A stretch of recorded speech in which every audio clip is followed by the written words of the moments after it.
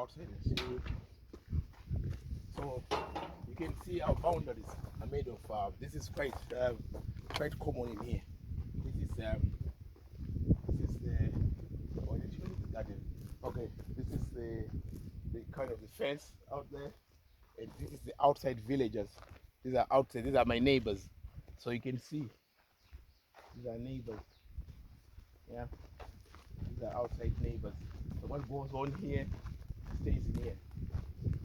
You know, these are outside villages. So over here they have still got a demarcation here that goes that side.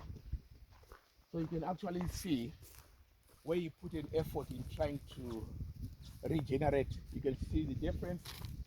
I've not done much of any plants on this side, but only on this side of the wire. But you can see the difference in terms of, so you can come here, you can see the difference.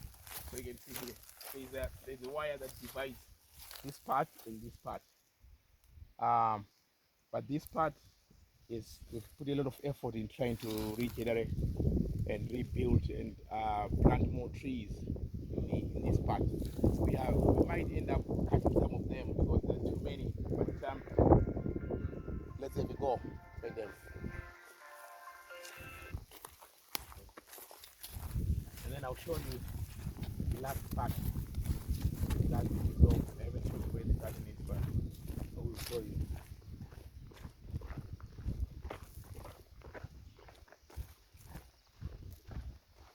Right, come over here. So you can see from difference from here to here.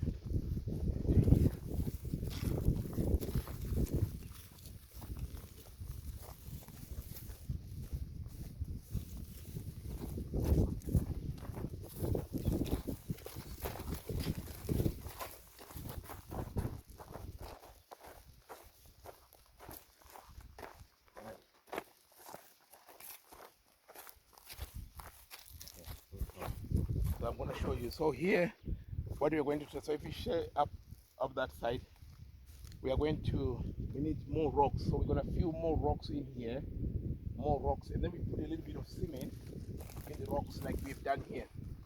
We've already put cement with these rocks. So these, if you pile them up and then you put sand on them and you pile them up, so they create an artificial hill, and then we pile them with sand. We pile them with sand on top. So also it gives strength. When it rains, it doesn't wash away. So what we're going to do in that regards is we plant trees, and we know the type of trees we're going to plant on top of the feature that we're going to create. This will hold water, so it will rise to about maybe 2 meters up. So it will be an artificial hill. So then we build up again this side, and then to be in the middle. So we've got the sand already there. So we put more sand and rocks, but with a little bit of cement to give strength. And then what we have here, we built these two big ponds. You can call them ponds, dams actually. So they're very huge. So what we are going to do is we're going to. So I did. My friends that really look at me, I did try and do a campaign for funding to help this work out, because this is going to be a water hole for wild animals. So, but because we are concentrating on the building part of it, this can be it can't take center stage. But what we wanted to do, is to lay.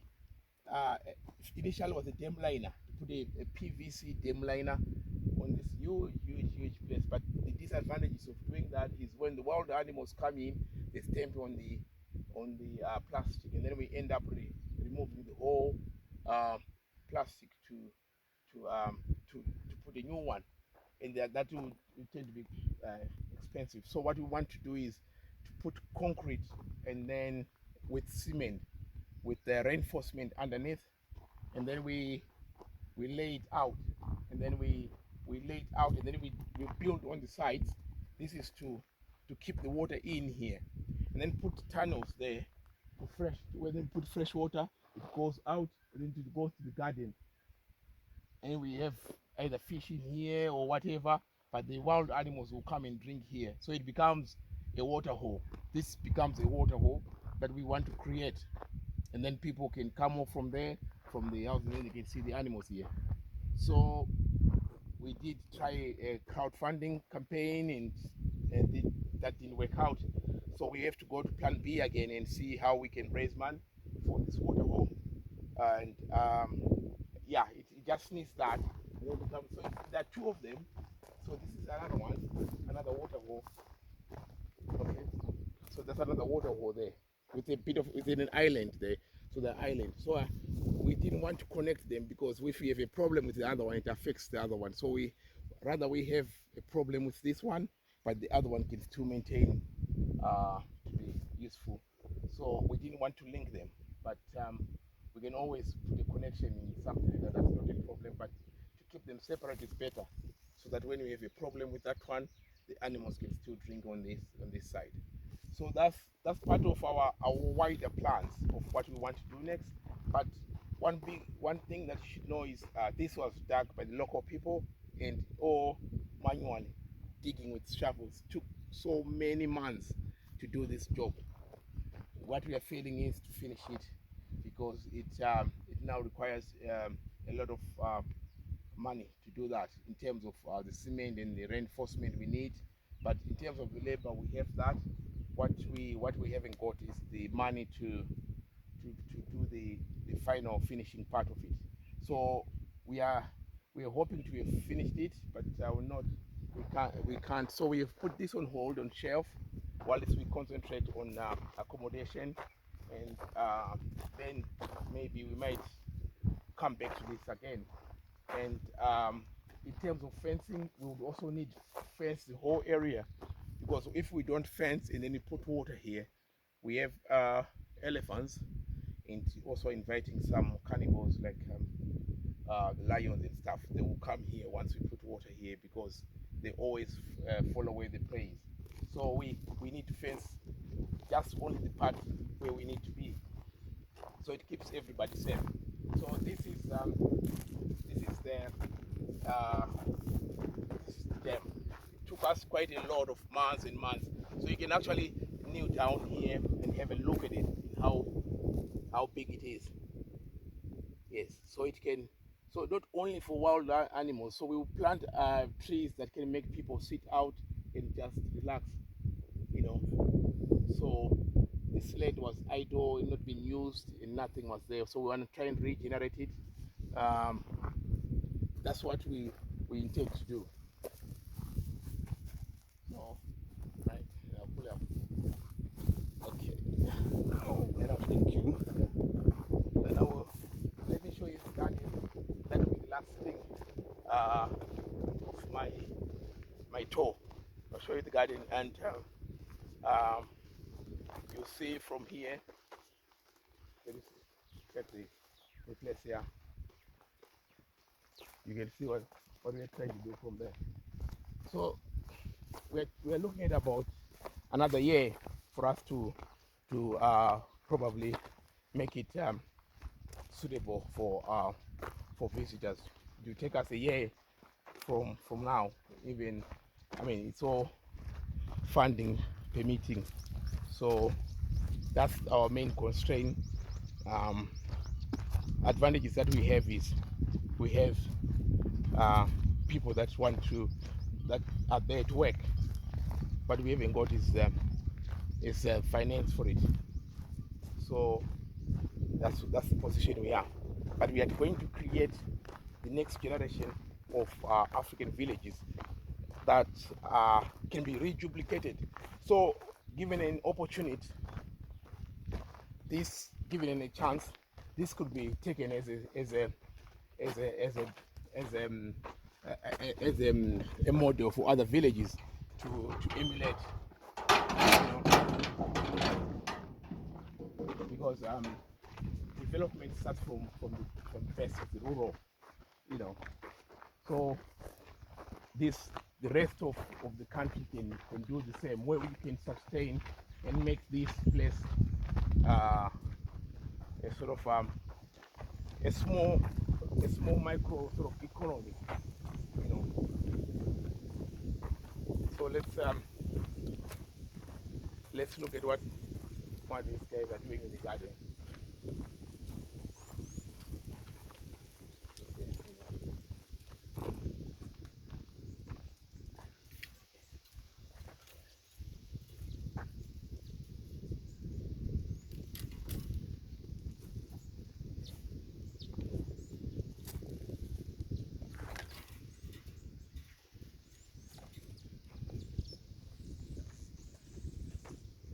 Right. I'll show you. So this is our nursery. So we grow. We're all waiting. We're gonna plant some today, but basically this is waiting for the rain season, so that when the rain season starts, we plant some more, some across the dam. So these are the fever acacia trees. It's a shame they've been given names that we don't remember anymore, but we call this a fever tree in Zimbabwe, but it has actually got a different name now that we can't even remember. Yeah, so we grow them ourselves from seed. So if you were to buy these, it will cost us a lot of money, but growing these from seeds is a good thing. And we can see we grow our own baobab trees. This is a baobab tree that will grow 1,000 years from now. This tree, it looks like it's dry, but it's very much alive. And look at the trunk, it's already showing signs of strength. So we grow these, and they are actually endangered in Africa, in Zimbabwe especially. So we got almost 30 to 40 of these around. But it's a very good tree, the baobab tree. And we got the sausage tree as well. And this could be a jacaranda. No, yeah, it could be a jacaranda or flamboyant. And yeah, not sure which this one is, but we do grow these trees. And that's the other part. This is the garden, so we sustain ourselves. People, the food, we so sufficient. We don't need to buy anything from anybody. And our flowers, we just nest them here. Yeah, and then we transplant them in the grass, and you can see the seeds there. Planted some of the seeds, waiting for, you know, and some of the grass we have as well here. We grow our own grass, and then we use that in our rockeries. So that's that. So catch me in another episode. I think I've shown you, or maybe want to show you a little bit of the garden down this side.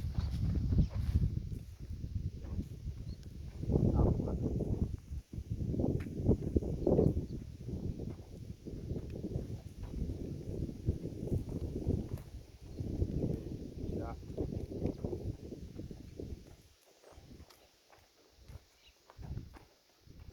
there we are. So when you go, we got this avocado. These are avocado plants. They will be flowering in a few years' time. So this is one of some of the projects that we've been doing here to try and have a self-sufficient kind of production, and also for others to emulate and copy, and also to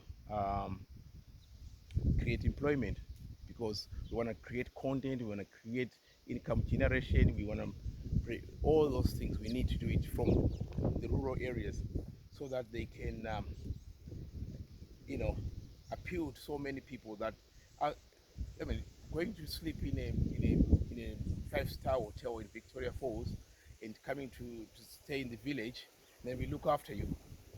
You know, this is the best place to be, because we have the touch. We have come years back looking at what travelers need, and we are meeting those needs. So rather than the long corridors, let's try the villages, the African villages, and see where we can. And then we just need a support that you share as well, and say, this is the new way of traveling, sustainable and responsible travel. I hope to see you in my next episode of responsible travel and slow travel. I'm checking out here from Wange. See you again. My name is Taku Mtefa. See you.